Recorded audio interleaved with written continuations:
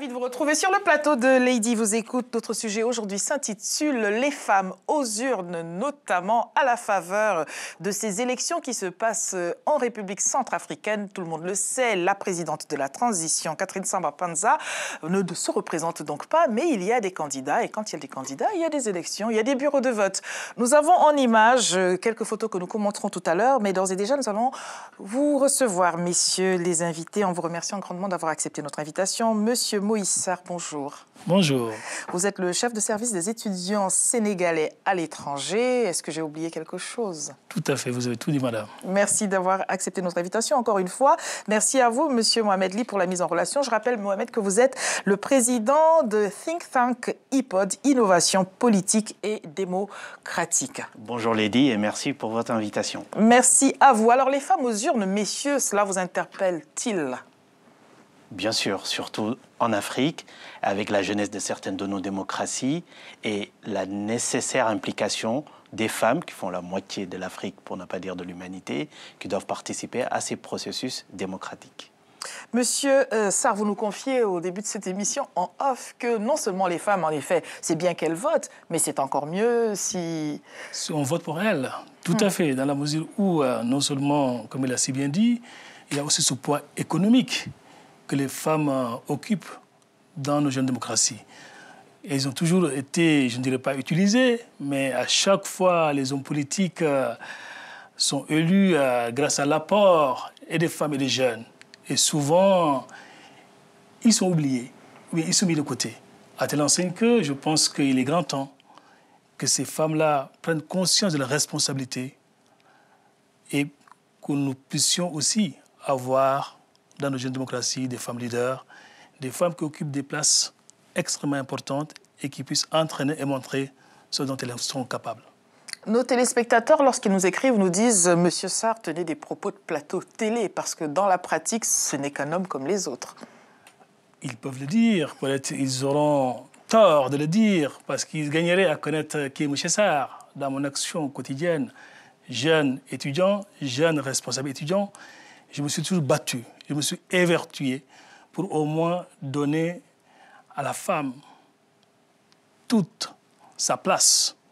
Et aujourd'hui, plus que jamais, dans le dispositif aussi, ou bien dans le service que je suis en train de gérer, j'ai de braves femmes, de femmes courageuses et qui me donnent entière satisfaction. Donc, voir maintenant comment évoluent les femmes et les femmes de chez nous, je pense que nous avons, en tant que jeunes leaders, nous ne devons pas faire comme l'ont fait ceux qui nous ont précédés, mais nous devons ensemble, avec les femmes, naturellement, entraîner et donner une haute image de ce qu'elle avait jusqu'ici. Vous parlez comme un président de la République, monsieur Sarr. Mais enfin, nous allons, en regardant en photo Madame la consul générale de la République centrafricaine au Togo, c'est à Lomé, dans son bureau de vote, en vous remerciant grandement, Madame Aïtrez Oudoula, d'avoir accepté que nous puissions être là. Vous saluez et puis relevez, vous posez la question, monsieur Ly, est-ce que, sur déjà la présidente de la transition en République centrafricaine, est-ce que vous avez été de ceux qui espéraient qu'elle allait se présenter pour ces élections, par exemple? Espérer, oui, mais nous savons que souvent les règles refusent que les gens qui gèrent la transition puissent être partie prenante des prochaines élections. En tout cas, c'est tout à l'honneur des femmes et de la gente féminine que cette transition ait été bien tenue par donc Madame Samba-Panza et que c'est encore une preuve de plus qu'elle a été à la hauteur de ce qu'on attendait d'elle. En fin de compte, nous avons eu ces élections qui sont organisées, qui se sont passées et ce qui voudra dire, en dehors d'une transition, il faudra peut-être en Centrafrique et ailleurs aussi sur le continent que des femmes puissent diriger à nos destins de façon nationale. Alors, sur le fait qu'elle ait été présidente de la transition, d'aucuns disent, comme ce n'était que la transition, c'était pas grave, on a accepté que ce soit une femme. Est-ce que vous avez entendu cela remonter? Et si elle s'était présentée comme appelle monsieur de tous ses voeux, ça aurait été autrement plus compliqué pour les élections, cette fois-ci. Certainement, il faut le reconnaître, parce que nous avons du chemin à faire. Mais ce qu'elle a réussi, c'est de pouvoir faire adhérer autour de sa personne quand même un certain consensus. Et après, il y a une question de compétence. Elle a pu gérer et mener à terme cette transition. Et même si ça s'appelle transition. Il y a des pouvoirs, il y a des gens qui disent, parce que ça a été le problème, nous, en 2012, il y a eu des candidats qui voulaient, pour normaliser tout ce que Ouad avait dénaturé, dire nous voulons un mandat de transition. Parce que gérer une transition, c'est gérer un État. Après tout, c'est être chef d'État. Et toutes nos félicitations à Mme Panza. Et c'est une expertise de faire travailler une administration. Et dans un pays qui a été quand même compliqué, comme la Centrafrique, où nous avions tous été très sensibles à tout ce qui s'y est passé, de façon culturelle, de façon religieuse et tout. Et là, quand même, réussi à faire travailler une équipe et à faire aboutir une transition comme au Burkina. Mais c'était avec un homme, et c'est tout à son honneur, parce qu'elle ne l'aurait pas réussi. Peut-être là, de mauvais esprits masculins diraient, vous voyez, quand on vous dit que les femmes ne doivent pas se mêler de choses sérieuses. Voilà. Moi, je pense que c'est même un exemple on devait beaucoup communiquer là-dessus, dans la mesure où ce n'était pas du tout évident. Une Centrafrique, à la limite, déchirée. Le mot n'est pas fort. Et celle qui a réussi à gérer une tradition, normalement, doit pouvoir gérer une situation beaucoup plus paisible. Parce que c'était dur, et c'est parce que c'était dur qu'elle a été à la hauteur, et elle a conduit le processus jusqu'à son terme. Moi, je dis bravo. Bon, alors maintenant, parlons des bureaux de vote. Dans celui que nous avons visité, il y avait des gens qui viennent voter, parmi lesquels quelques femmes. Et quand les femmes viennent, c'est le bébé sur le dos, le bébé, le sac, le panier sur la tête. Elles viennent avec toute leur, j'ai envie de dire, toute leur féminitude. Elles ne sont pas les plus nombreuses, mais elles sont là. Est-ce qu'on ne pourrait pas imaginer que les conditions soient mieux aménagées pour que les femmes puissent aller voter en général? Parce que ça n'est pas tout que de dire aux urnes, mesdames, aux urnes citoyens. On connaît la réalité des citoyennes. Les quelques-unes qui viennent, ça n'est pas facile. Et tout cela aussi pose la question du développement de nos pays. Parce que s'il y a des structures adaptées, la femme ne serait pas obligée d'aller voter en ayant le bébé à califourchon ou bien en ayant le bébé entre les mains, et ainsi de suite. Et qu'est-ce que c'est qu'une formule adaptée? La formule adaptée, avant même de venir à la formule adaptée, c'est-à-dire que nous tous, nous devons nous battre pour au moins mettre nos pays sur les rampes de l'émergence, si je peux m'exprimer ainsi. Faire en sorte que la femme, parce qu'elle est citoyenne, comme l'homme naturellement, et qu'elle a les mêmes droits et les mêmes devoirs, puisse exercer ces droits-là dans un cadre aménagé, dans un cadre où elle ne sera plus obligée d'aller avec son enfant, et que l'homme, parce qu'il a eu à voter aussi, peut rester à la maison, rester avec l'enfant, et permettre à son épouse de pouvoir aller voter librement et comme il se doit. Donc ça donne un esprit jusqu'à présent qui fait que la femme doit rester à la maison, la femme doit au moins rester avec, s'occuper des enfants. Donc il y a un travail à faire au niveau des mentalités. Et ça aussi, je pense, Mohamed, c'est nous autres jeunes Africains. J'allais vous poser, c'était ma prochaine question, madame, monsieur qui nous regardez. Qui est-ce qui va faire un tel travail? C'est un travail qui doit être fait et par les femmes et par les hommes. Et par la jeune génération, je dirais. Et par les cercles de réflexion, innovation politique et démocratique, qu'est-ce que vous avez en lice en faveur des femmes? C'est un de nos chevaux qu'on prend très facilement pour expliquer. Il faudrait qu'il y ait des évolutions sociales. Ces évolutions doivent être accompagnées, suivies. Et il ne faut pas oublier, c'est souvent dans les cadres des lois qu'on réussit des transformations sociales. Et il me plaît de rappeler, parce que j'ai participé au forum, par exemple, pour les pays francophones, pour la grande messe francophone à Dakar, où dans tous les pays francophones, quand on cherchait les meilleures pratiques, parce que le thème était jeunes et femmes, et le think tank IPOD, par ma voix, a plaidé pleinement pour, par exemple, dans le droit du travail, certaines évolutions qui peuvent être inspirées du Québec, qui est un pays francophone, et même si c'est encore choquant en Afrique, mais préparer les mentalités à ce que, par exemple, les congés de paternité existent, qu'on partage ces poids sociaux de venue d'un nouvel enfant dans le travail, de partage que les caisses de sécurité sociale, que l'accompagnement social inclut aussi les hommes. On ne peut pas tout de suite demander à tous les hommes d'aller faire la cuisine. Et je ne pense pas que ce soit la finalité tout de suite, mais la finalité, c'est qu'il y a des responsabilités partagées entre hommes et femmes et que les lourdeurs africaines, aussi c'est notre culture quelque part, que nous devons assumer dans un monde moderne et financiarisé avec les nouvelles économies, l'implication des femmes, il est bien d'aménager, et ça aussi dans le cadre des lois, des choses pour aller vers ces transformations sociales. Et nous, au think tank IPOD, nous faisons souvent un plaidoyer dans ce sens. Alors, quand même, petite égratignure, que devient le congé de paternité pour un homme qui a plusieurs épouses? Il ne travaille jamais toute l'année.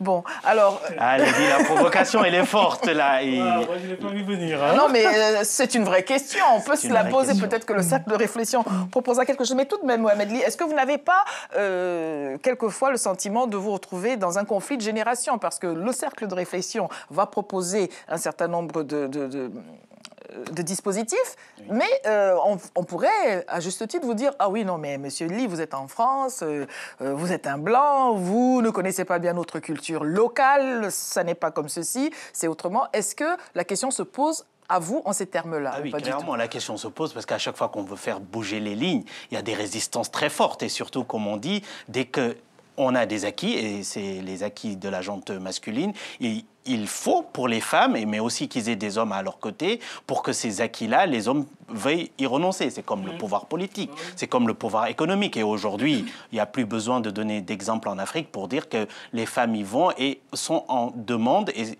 à chaque fois qu'elles sont à ces niveaux de responsabilité aussi, nous ont rassurés. Effectivement, il y a des réticences, de très fortes réticences, mais c'est là aussi qu'il y a cette grandeur de faire de la politique, de porter des visions. Et comme au Sénégal cela s'est fait, nous le savons, notre Assemblée est l'une des plus paritaires en termes de genre. Et ça, c'est des volontés politiques qu'il faut mettre en place. Et donc les hommes politiques, même si les réticences sont grandes, j'aime bien donner l'exemple de la peine de mort en France. Quand Mitterrand la faisait passer, en termes de sondage, c'était l'idée la moins partagée en France. Aujourd'hui, si vous y touchez, c'est toute la France qui se lève. Donc nous, les hommes politiques, les jeunes responsables, on peut le dire, en politique, on est très jeunes, il y a un espoir en Afrique que des gens comme nous, même si on est en France, je rappelle, je suis né au Sénégal, on y a grandi, on y est très ancré et nous savons aussi nos réalités. Et tout ça faisant avec les enfants de l'Afrique qui sont ailleurs, qui s'enrichissent aussi de bonnes pratiques d'ailleurs et autres, je pense qu'il y a un espoir réel parce que quand nous le disons, et je crois aussi M. Sarr, il n'y a aucune démagogie dedans. En tout cas, vous avez fait la preuve, c'était pendant les élections déjà au Sénégal, que la question géographique n'est pas une question. Il n'y a plus de frontières. Alors, cadeau pour vous quand même, Monsieur Sarr, dans ce bureau de vote, je disais, il y avait peu de femmes, c'était dans la matinée, hein, sont venus des étudiants, majoritairement des étudiants. Et dans la catégorie des étudiants, là, il y avait beaucoup d'étudiantes. Est-ce que c'est un indicateur de quoi que ce soit? Est-ce que les femmes d'un âge certain ou d'un certain âge sont moins enclines à aller aux urnes, alors que les jeunes, en revanche, peut-être que... Moi, je pense que c'est rassurant. Parce que quand on voit l'implication des jeunes, et plus particulièrement des étudiants, et avec tout ce qui est réseaux sociaux aujourd'hui, où le clic, pour reprendre le président de la République, est devenu beaucoup plus efficace que le flic. Donc, du coup, on peut se dire que les choses vont bouger et bouger dans le bon sens. Parce que ce sont des jeunes qui veulent que les choses se passent autrement.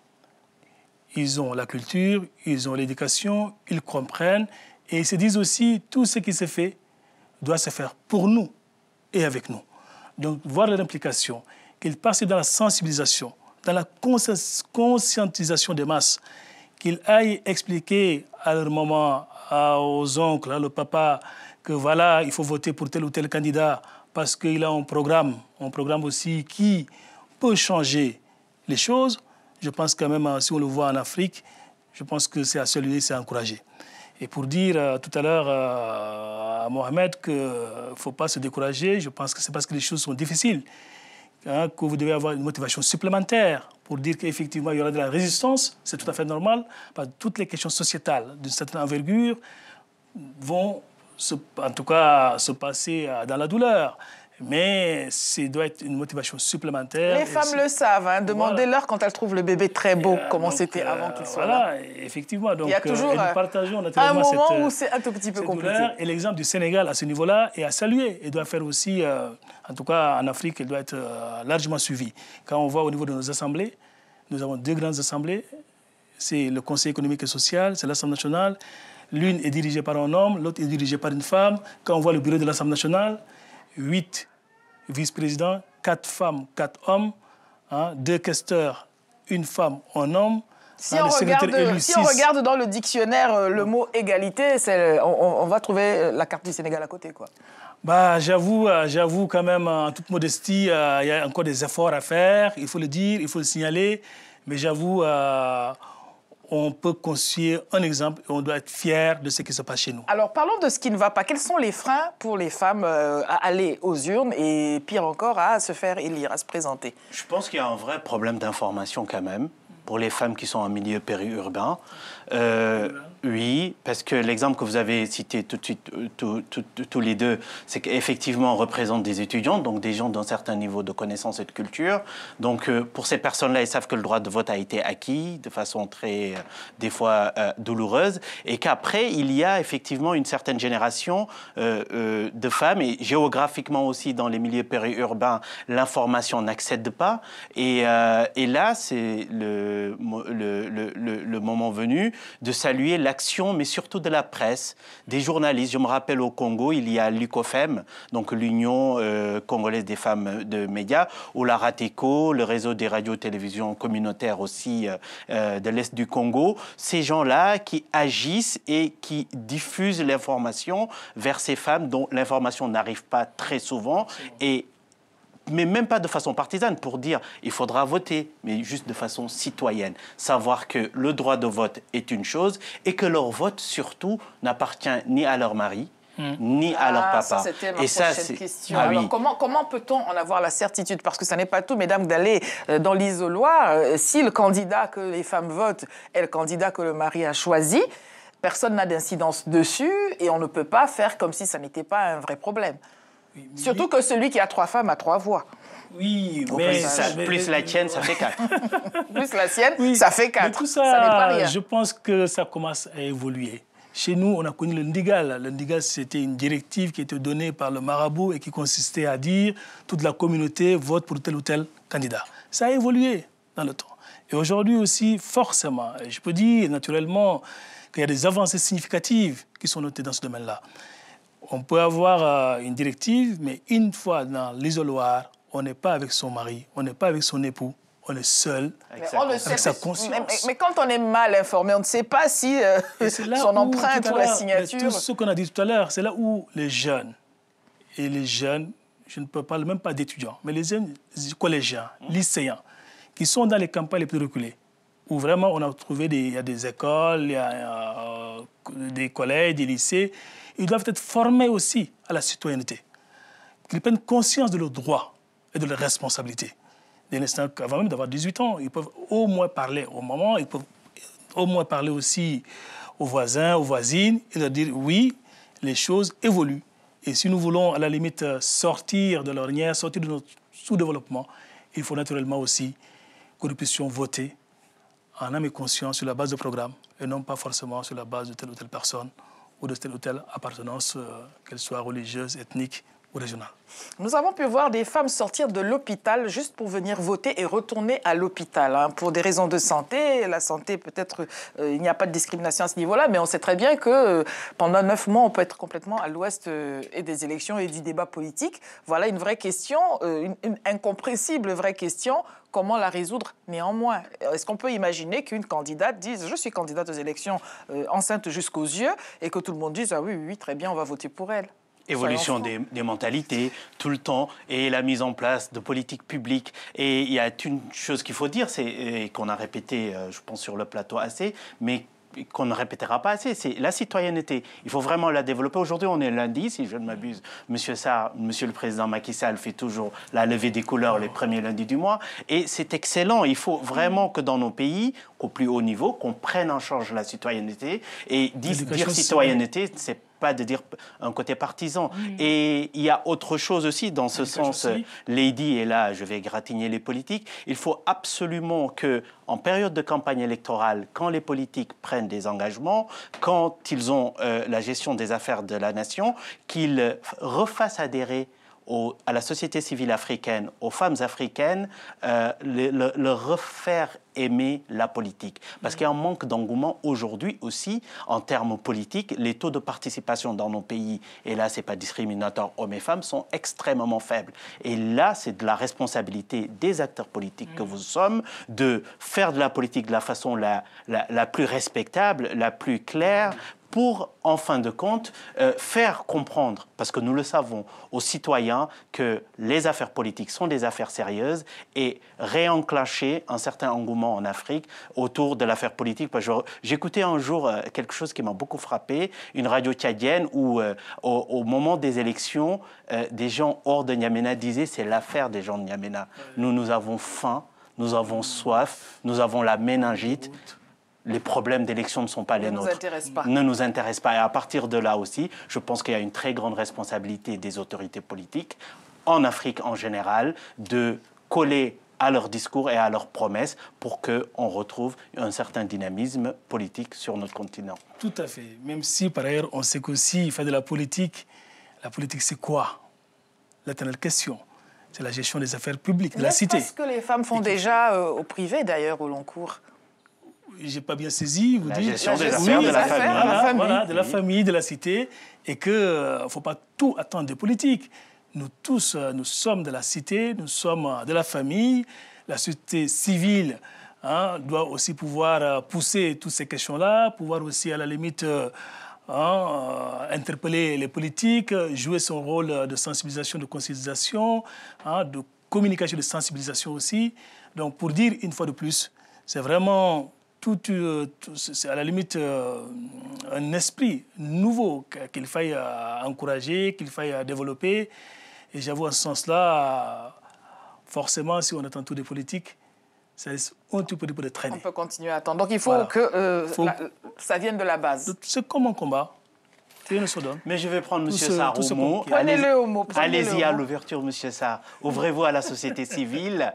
Invitez dans les plus hautes sphères de décision les gens et les responsables de la société civile. Les cercles de réflexion. Et les cercles de réflexion. Montrer aux Sénégalais et aux Africains que des affaires publiques, ce n'est pas forcément parce qu'on est encarté, mais c'est une affaire de toute la nation. Combien de femmes dans ce cercle de réflexion? Fondamentalement. On en a énormément. Et les derniers papiers, surtout sur la COP21 et sur l'innovation, ont été écrits par des femmes et docteurs et dont je suis très fier. Et vous êtes prêt à céder votre poste de président du cercle de réflexion à une femme bientôt? Bien sûr, et c'est ce que je souhaite d'ailleurs. Je le prends au mot, moi aussi. Non, mais il faut encourager quand même. Moi, je le dis en toute sincérité. Je pense que c'est des choses à encourager.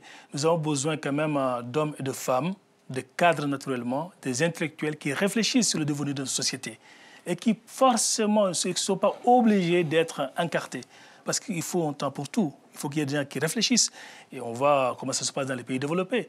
Le rôle de Sing-Sang n'est plus à démontrer.